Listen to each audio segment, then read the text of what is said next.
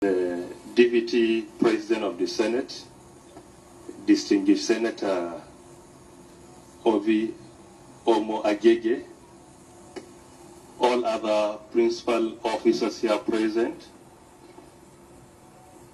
distinguished senators from my beloved state, Gombe State, distinguished Senator Muhammad Danjuma Goje, distinguished Senator Saidu Kalli, distinguished Senator Amos Bulus, Chairman of my committee, distinguished Senator Abdul Fattah Buhari, other distinguished senators here present, my friends and associates that joined me on this to this distinguished chamber. Good evening, and may peace, mercy, and blessings be upon you. Mr. President, sir, I begin by thanking Almighty for blessing me with this golden opportunity to be here in this distinguished chamber today. Then I use the opportunity to thank the President of the Federal Republic of Nigeria, President Muhammad Buhari, for finding me worthy of this nomination to be part of his cabinet. I also use the opportunity to thank this distinguished chamber for the opportunity given to me to appear before respected personalities for the screening. I consider this as an honor and I appreciate it. My relationship with this respected chamber has been cordial from the time I joined the National Information Technology Development Agency at official level on one hand and personal on the other. We maintain a very good and cordial relationship that it helped me significantly in promoting and transforming the IT sector in the country. Briefly about my personality, I was, according to my father, I was born and grew up in fantami quarters of Gombe local government in the Gombe State. Around 20th of October 1972, I was enrolled into a traditional school that we call Sangaya School, or An School, where I spent more than 4 years there. Later on, I was admitted into primary school, then secondary school, Government Science Secondary School, Gombe. After secondary school, I was sent again to another town where I spent 3 years acquiring religious knowledge. After that, my father sent me to university, a Federal University of Technology, Abubakar Tafawa Balewa University, Bauchi, where I studied computer science as my first degree. After the first degree, I was retained by the university to teach. From the university there, I got my MSc in computer science. I also got MBA in technology management. Later on, I moved to the United Kingdom. I had the privilege of attending Robert Gordon University in Aberdeen, Scotland, United Kingdom, where I got my PhD in oil and gas computing. During my stay in the Aberdeen, I had the privilege of teaching and supervising students on the graduate level. After that, I was contacted by Saudi government, where I got an opportunity to go there and teach at the prestigious International Islamic University for 2 years. I happen to be, with all sense of humility, I happen to be the first Nigerian ever to teach in that prestigious university.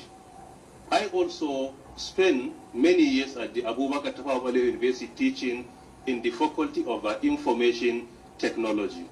I taught there for over a decade. So with this, my background is more into education, then secondly, IT sector, and I partake in a lot of research in oil and gas computing.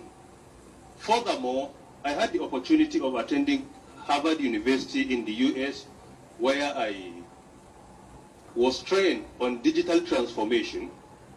I also had another opportunity of attending Massachusetts Institute of Technology, MIT, and the IMD, Institute of Management Development in Lausanne, Switzerland, where I was also trained on strategic innovation. Furthermore, I was also at the Cambridge University, where I was trained also on management. So I had the opportunity of attending all these institutions. Part of what I have achieved in academia, particularly at the Abubakar Tafawa Balewa University, Bauchi, I happen to be the pioneer technical staff of Information Technology Development, Information Technology Department, where I championed the development of the entire curriculum of that department.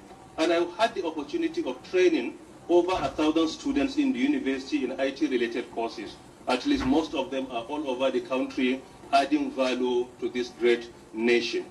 When I traveled to Saudi, I also happened to be among the pioneer staff that established the Faculty of Computer and Information Technology there, and I happened to be the head of a technical writing department as well. On 26 September 2016, the President of Nigeria, President Muhammad Buhari, GCFR, appointed me to come and be the Director General and the CEO of the National Information Technology Development Agency.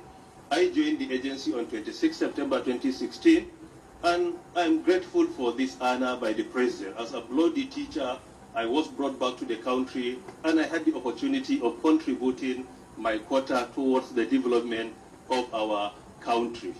So I spent at least, I am approaching the third year now at the National Information Technology Development Agency.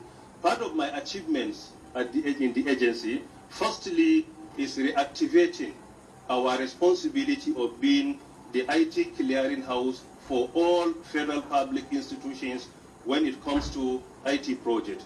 That effort alone saved over 16 billion naira for the federal government of Nigeria. This achievement is an unprecedented one. With all sense of humility, I believe that this is something that if it is maintained, it will go a long way in reducing the percentage of IT project failure in the country.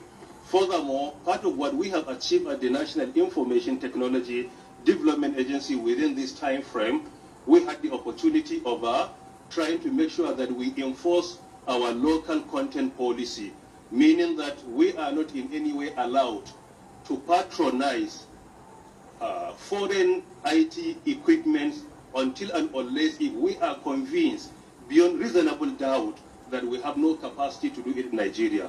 But as long as we have the capacity to produce any, or to manufacture, or to develop any software or hardware, then the importation is not allowed. Through that effort alone, what we have achieved in 2017 is unprecedented. In 2013, before I joined the agency, the patronage of our local computers is around 82,000. In 2014 is 92,000. In 2015 is around 92,000. In 2016, 150. But in 2017, with our effort, with our modest effort, we were able to catapult that to around 265,000 within a single year. So this achievement is also unprecedented. In addition, I had the privilege of using the agency with the support of my staff to promote ICT by deploying ICT computers and centers to 246 institutions in Nigeria.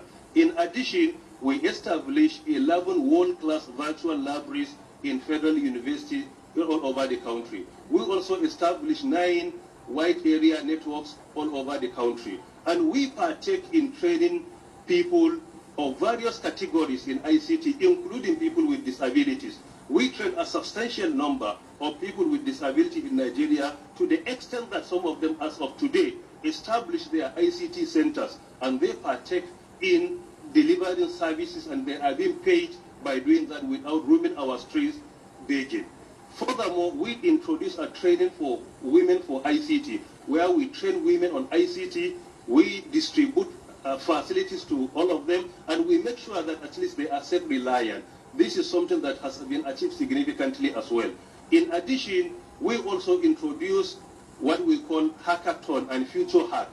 and particularly through our startup program, where we move from one zone to another, from one state to another, identified our young innovators, those that we see they have the potentials of making the country proud, to make sure that we mentor them, we guide them, we provide seed funding for them in order to make the country proud.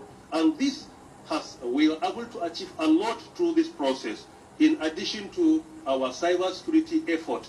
Most importantly, during WannaCry, the National Information Technology Development Agency was the first institution or body all over the country to notify Nigeria and Nigerians about the potential danger of